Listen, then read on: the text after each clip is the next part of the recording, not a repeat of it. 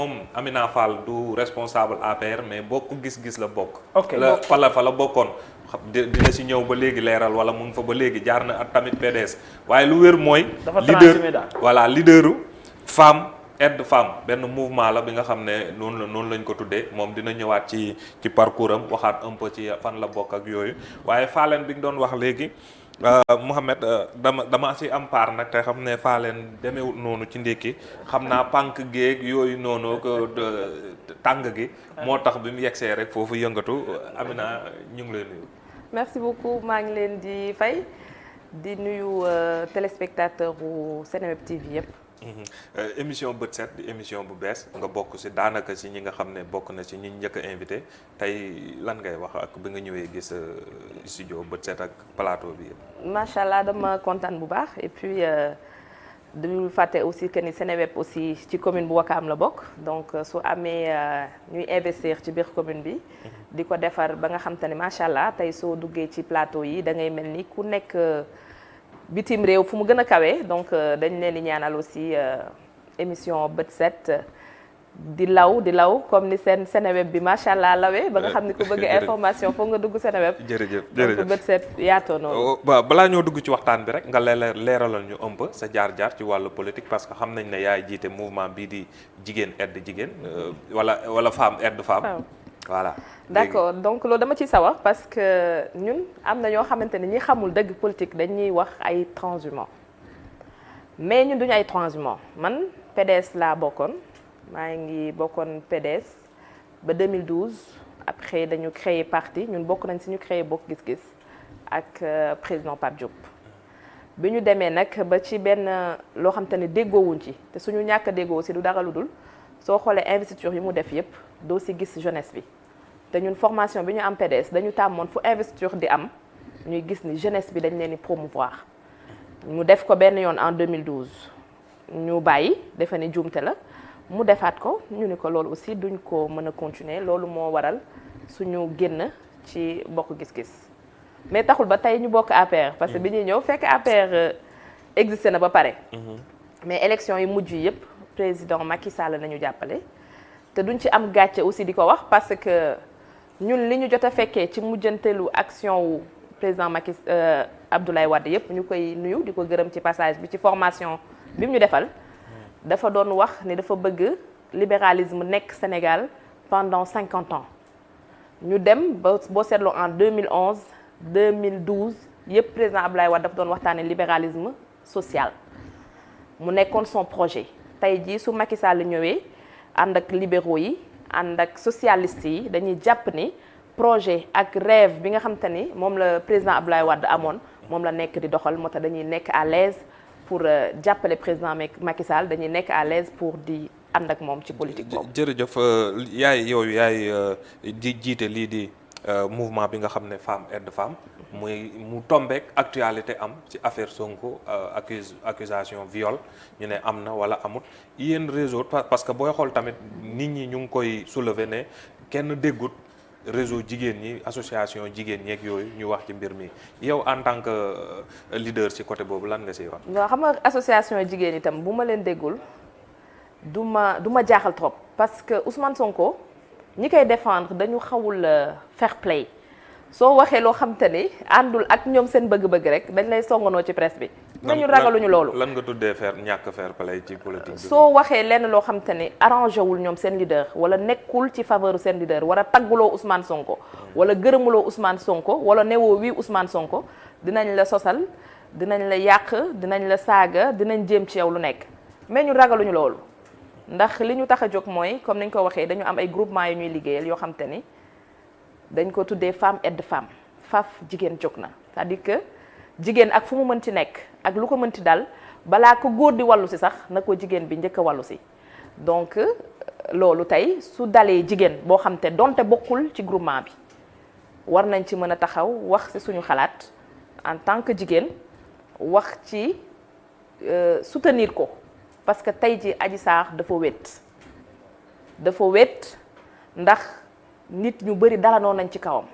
te jéemuñu gëstu wala ñu jéem a jàngat lan moo waral loolu su fekkoon tey Ousmane Sonko dafa taxaw ni man bërëb boobu kat musuma fa teg sama tànk bu boobaa dinañ xaw a sax hésiter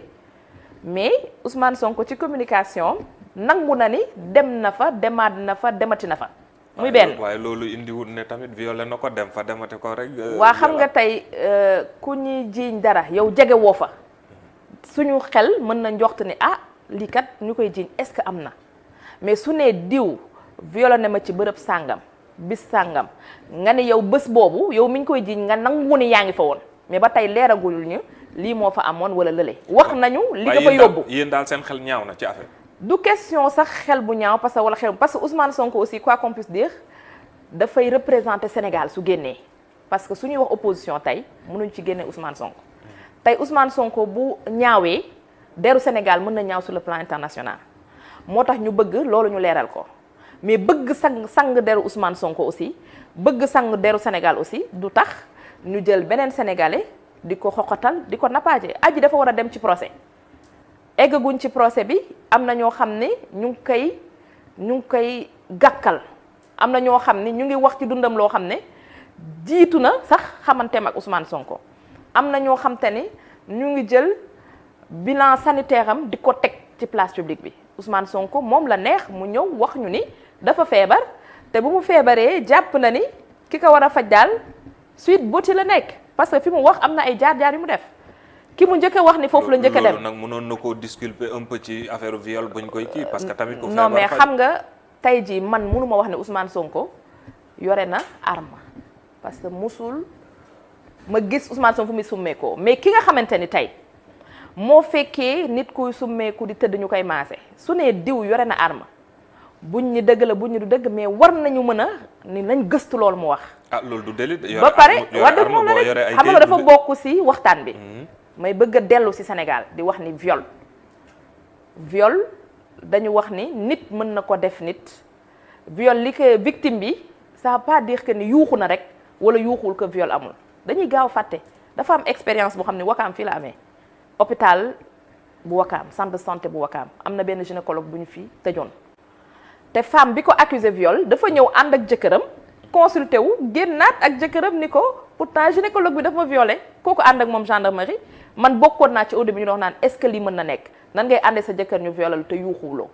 mais du ñëpp a yuuxu bi ñu demee xool xam ne violé na ko gynécologue la ci exercice de son métier la nekkoon te pourtant dañ ko tëj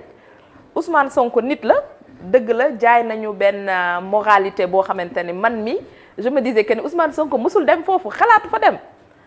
jaay nañu benn gëm yàlla boo xam ne je m'attendais à ce que mu teg kaamil waat ci charia jaay nañu benn set goo xamante ni doo mën a xalaat ni Ousmane Sonko dina dem foofu. kon yow daal dafa mel ni boo déggee Ousmane Sonko lim la doon woon ak mu dem foofu mbetteel déjà. dafa waaw mbetteel su ma waxee dëgg rek mbetteel am na fa te mbetteel bi du ci man rek mbetteel bi dafa feeñ ba ci ñi nga xam te dañu war Ousmane Sonko soo seetloo seen communication Ousmane Sonko dafay wax di appuyer wu ci li nga xamante ni moom la gérante bi di wax. bu subaa keneen génn foofu ni gérante bi dafa bokk ci deal bi man mënuma wax deal mënaguma egg ci deal parce que balaa deal di am nañu wax ndax loolu am na wala amul su amulee nag ñu ne ah aji mi kat lii mu tuumaal Ousmane Sonko rëy na dooma xool nag ci lan moo ko poussé ba mu tuumaal loolu. ñi ñaa ngi wax complot politique xam naa dañuy dem ci table bi rek def tour de table après soog a ñëwaat Mouhamed. madame Amina Fall maa ngi lay nuyu. di la dalal bu baax a baax ci matinal bi nga xamante ne nii moom mooy bët set damay bàyyi monsieur politique mu jiite affaire yi moom su laajee ka laajam ba pare ma def tour de la table ayca rasul. waaw di la dalal jàmm madame Fall bon man nag benn question rek laa am mooy par rapport ak interrogation yi ngay émettre parce que daa mel ni li ngay bañal Adji Sarr loolu nga transposé ci Ousmane Sonko. parce que boo nee Adji Sarr jigéen la bon peut-être que dañ ko war a protéger noonu tamit nga ñàkk protéger Ousmane Sonko parce que boo nee daf ma bett viol mën na am mën na yor pistolet daa mel ni tamit est-ce que du da ngay def procès avant l'heure. non parce que xam nga instant yi Ousmane Sonko moo ñu may mu nekk débat de société parce que su fekkoon xëy na dem na wuy ji ay avocat am constitué wu xëy na bu boobaa ñi nga xam te ne ñoo nekk ci yoon rek ñoo ciy wax mais comme que demagul wuy ji benn version la ñu dégg. ak moom conférence de presse am si loolu rek la ñuy mën a sukkandiku néew ma ba tey Ousmane Sonko moo def neew ma ba tey deful mais dama ni mën na def comme mën na bañ a def donc nañu dimbali ba ñu mën a leeral loolu. comme mën na nekk tuuma aussi complot. waaw moom la wax ma ni mën na def. comme mën na bañ a def foofu laa tollagu mooy première étape bi. donc léegi suñu demee nag bañ ni def na wala deful ñu xam ndax li complot la wala du complot. mais tey bu ñuy may bénéfice du doute wala bu naan sax présomption d'innocence est-ce que lu ci Ousmane Sonko la war a njëkkee parce que moom la ñu accusé mais au moins mi ngi génn indi ay arguments faux ou vrai en tout cas mi ngi teg ay arguments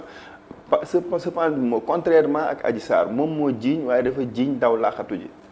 non Adji Sarr de sant nañu yàlla sax ba mu làqatu ji parce que bu làqatu ji woon acharnement bi am ci kawam yépp menaces yi am ci kawam yépp su làqatu ji woon foog naa ni dina doy waar. mais xam nga lu tax man du ma ñëw rek dal ci Ousmane Sonko parce que Ousmane Sonko fi mu toll nii am na malaanu kiraay mooy benn Ousmane Sonko am na ñu ko nekkal ci réseaux sociaux yi di ko waxal mooy ñaar. ñetteel bi damay dellu si ci lu Ousmane Sonko daan wax du ma nangu ñeexu baadoole yi di siim cere yi buur yi du ma nangu kii am na doole am na kattan am na mën-mën lu mu wax gongo lu mu def gongo donc Ousmane Sonko dafa doon wax ni du ma nangu aussi nga def tuuma ba ñu jiiñ la au lieu nga leeral nga naan dañ ma piégé man soo gisee may taxawu Adji dama ko taxawu daal di sukkandiku ci kàddu yi nga xam ni moom la Ousmane Sonko daan wax parce que yére nag boo jël nattal ko sa nawle war nga ko mën a natt sa bopp ba sol ko donc kàddu yooyu mu doon wax tey moom lañ koy delloo ngir mu dëggal boppam. dama ko koy may parce que moom mooy monsieur politique donc tey dama ko koy may ma éliminer kii ak sama ñaari boo ko naree éliminer bàyyi ko mu wax. non allez-y yow tey yow yaay suñu priorité. parce que relance na rek par rapport ak piège bi nga wax est-ce que tamit piège boobu ça ne se justifie pas parce que bu ñu gisee ni Sénégal làqatu fi yombul est-ce que nguur bu ci teggiwul woon loxoom. waxuma nag nguur a ngi ci est-ce que nguur bu ci teggul woon loxoom Adji Sarr am na ay moyens yi nga xam ni dina dissoudre boppam dans la nature ba nit du xam fu mu nekk nit du ko dégg. mais tey jii nguur responsabilité am la mu protéger ku mu mën ci doon muy Adji Sarr muy yow mi ci plateau bi muy man mi donc état daf fi nekk pour sénégalais yépp rawatina sénégalais yi nga xam te ne amuñu feneen fu ñuy làqatoo boo seetloo tey aide yi bourse familiale yeeg yépp dañ koy jox ñi nga xamante ne amuñu moyen. donc tey Adji Sarr su fekkee koo xamante ni waajuram tel na làqu amul moyen te et puis Adji Sarr amagul majorité extrême elle a 20 ans amagul 21 ans donc état tey ji ci responsabilité am la mu gérer sécurité Adji Sarr ku mën a waddal Auchan mën a lakk ay oto ñoo xamante ni am nañ essence liggéey nañu ñàkk nañu ay at jënd ko kooku boo dajeek Adji Sarr doo ko may dara. kon nga ni état moo ko làq. dégguma état moo ko làq ko. non dama ni néew ma làq na ko wala làq ko dama ni responsabilité am la pour mu làq ko. ok merci beaucoup on comprend. madame Fall ñu ngi kontaan ci sa teewaay bu baax ci suñu émission bi bët set man moom benn question rek laa am lu ma lay posé mooy vu que dama dégg nga ni da nga bokk ci mouvement bu ñu woowee femme aide femme ñu gis que problème mu Adji Sarr bii nii principal témoin bi yàlla dogal mu nekk benn femme te foofu gisuñu femme aide femme dañoo gis femme contredit la femme dafa témoigner contre Adji Sarr. mooy tos nag tos boobu noonu loo am loo koy wax. tos moo nekk noonu. waaw dëgg la xam nga témoignage moom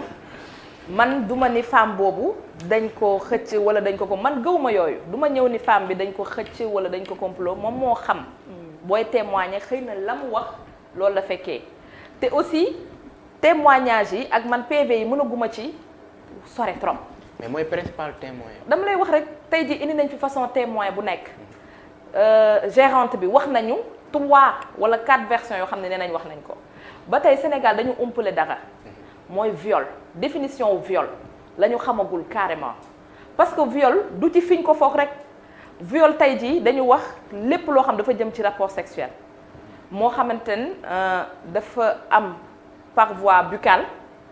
ngeen baal ma wala par voie anale wala par voie vaginale donc ñetti façon yooyu yëpp dañ koy considérer comme viol tey ji soo jëlee benn PV di wax rek par voie vaginale di wax ni imeno kii dem na xool nañu kiiwul est-ce que xool nañu yeneen PV yi loolu tamit c'est important il faut que nit yi balaa ñuy défendre dara ñu jël seen temps même suñu xamul définition ñu dugg Google ñu tapé la définition du viol loolu suñ ko tapé dinañ mën a may bénéfice du doute Adji Sarr dinañ may femme boobu dinañ may keneen ak keneen man Sonko ba tey weddiw ma ñàkkuma ko gëm ni peut-être deful mais dama ne dégguma fu Sonko ne man bu ma demee lii ak lii moo am lii ak lii moo am xëy na dafay denc boppam ba nga xam te ni egg na si fi ñu koy laajee. mais Adji Sarr aussi di ko yëkkati mu dem ba foofu porter plainte ci ku toll ni Ousmane Sonko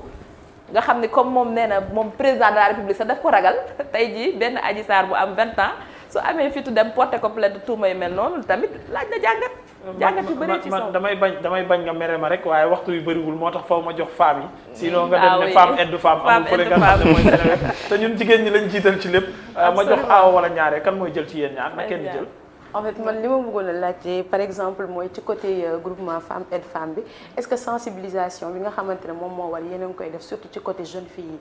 par exemple tey yenn jeune fille yi dañuy neex a influencer est-ce que côté boobu yéen a ngi ciy def ay sensibilisation bu baax. waaw ñun jàngat yi ñuy def yëpp parce que ñun dañu gëm ni politique mouvement association lu mu mënti doon relais la course de relais nag d'habitude ki jiitu wala ki njëkk ci affaire yi wala ki mag dafay dawandoo ki nekk xale nga xam ne bu koy jox bâton bi dina ko téye te du daanu ñun dañu am ci biir dafa am commission jeunesse boo xam te ni fa am xale yu jigéen yi nga xam te ne à partir de 16 ans dañuy commencer di former ndànk-ndànk ba keroog ñuy dem ci âge de la maturité donc noonu la ñuy fonctionner lépp lu ñuy def fépp fu ñuy décider da ngay gis ni jeunesse féminine bi dañ ciy am seen wàll bu baax dañ leen di conscientiser dañ leen di ñemeloo loolu moo tax tey ñu taxaw pour di wax ni Adji Sarr bugguñu mu wéet loolu mooy tax suba keneen ku ñu def lu mel ni Adji Sarr nga ñeme dem def ko ñaata xale la ñu violé seen biir kër bu yàggul rek dégg ngeen koo xam ne violé nañ ko oustaz bi ñu fi jàpp 13 ans après violé nañ ko ba mu am 13 ans mu dem toog xalaat tëdd mënul nelaw mu doogay ñëw daal di waxaat kaawu viol bi ñu toppaat viol boobu te tey Adji Sarr li nga xam te ne moom lay wax matul ay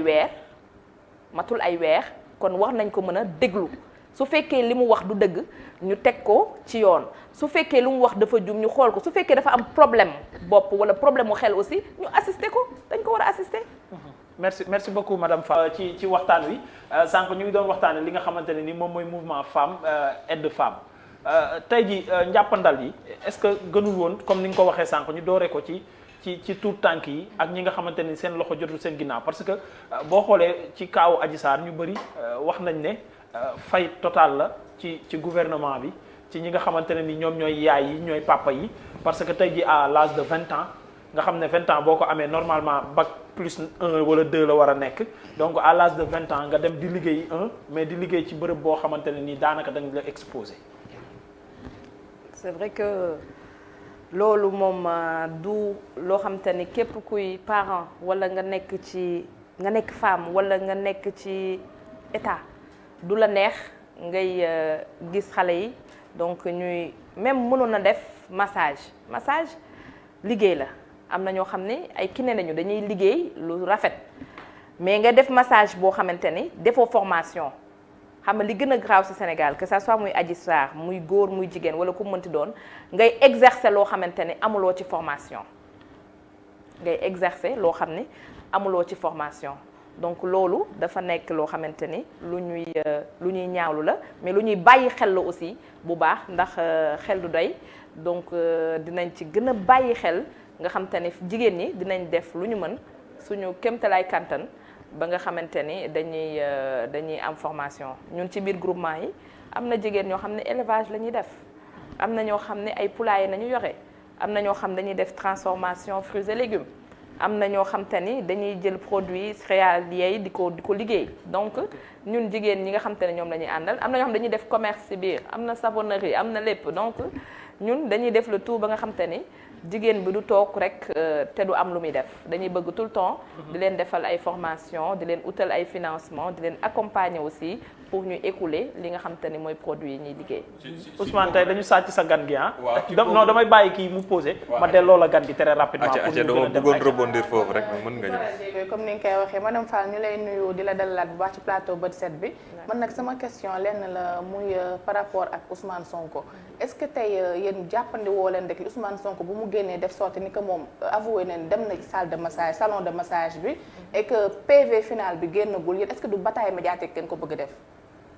non du question bataille médiatique xam nga Me El Hadji bi foofu lu am solo ne dañ ko fëgg 2 heures du matin ni ko dañ la jiiñ viol si saa si ndax mën nga bàyyi ba suba ñu xool def suñu commencé suñu enquête wala da ngay ñëw léegi te pourtant bi mu fay dem dafa demoon représenter Sénégal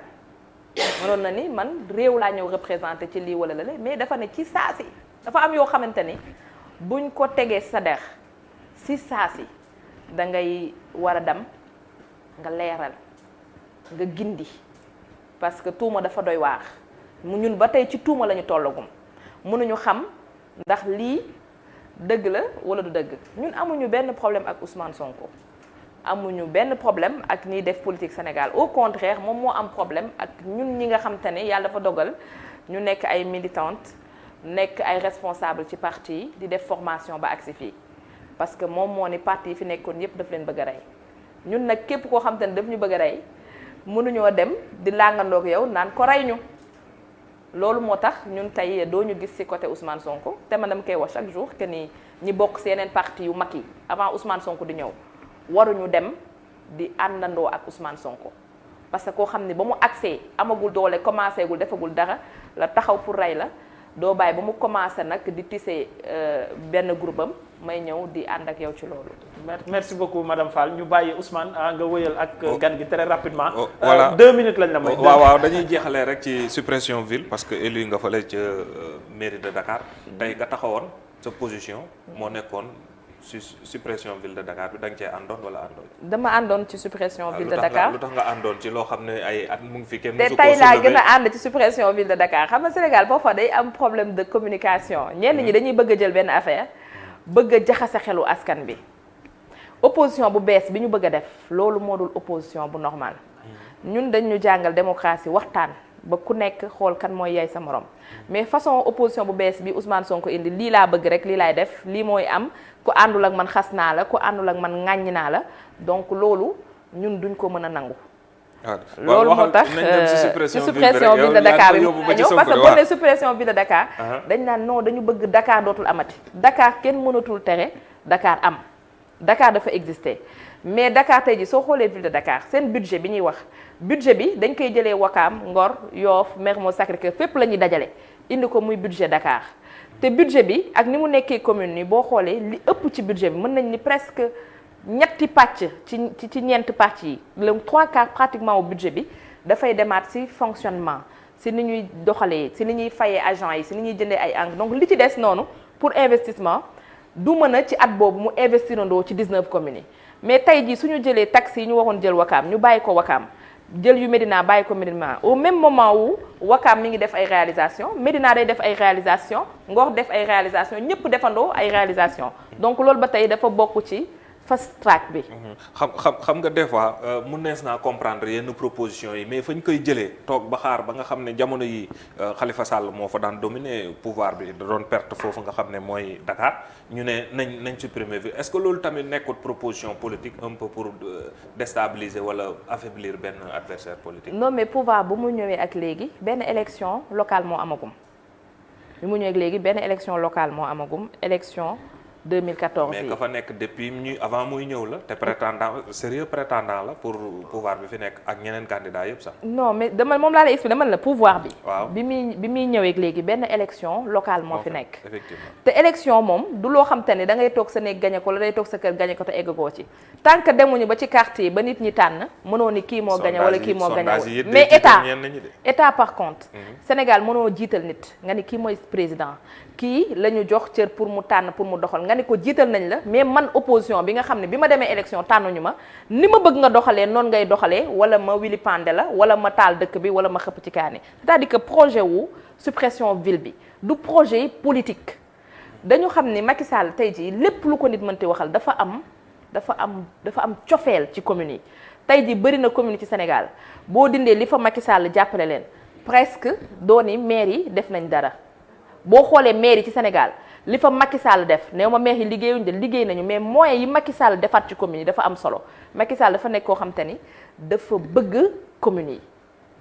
waaw mais est-ce que du stratégie boobu récupérer yeneen communes yëpp Dakar te ko mu jéem. waaw Dakar tey ñaata maire fi nekk ñaata maire yi nekk Dakar. waxamoon na maire Dakar stratégique. maire Dakar ñu ngi may wax ne temps bi jeex na tey jii li 19 communes de Dakar soo xoolee li ëpp ci maire yi Macky Sall lañu àndal. man maa la wax loolu li ëpp ci maire yi xëy na bi ñuy dem ñii Khalifa Sall lañu àndaloon ñii lañu ànd mais boo xoolee li ëpp ci maire yi Macky Sall lañu àndal te élection yi fi mujjee am yëpp Macky Sall dafay gagner Dakar. donc c'est pas un problème politique ou de voix. madame Fall Seneweb kontaan na si sëñ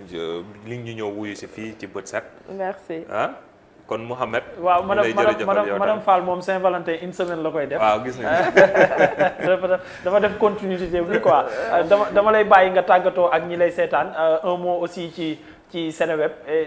ak minute tos yi nga xam ne moom nga am sans su fekkee. merci beaucoup donc Ndoye man maa ngi leen di gërëm aussi ci invitation bi donc plateau bu free la plateau bu open na boo xam te ne soo ñëwee da ngay nekk à l'aise te dañuy am mbégte bu baax gis tamit jigéen ñi ni leen joxee cër ci plateau bi dafa am solo.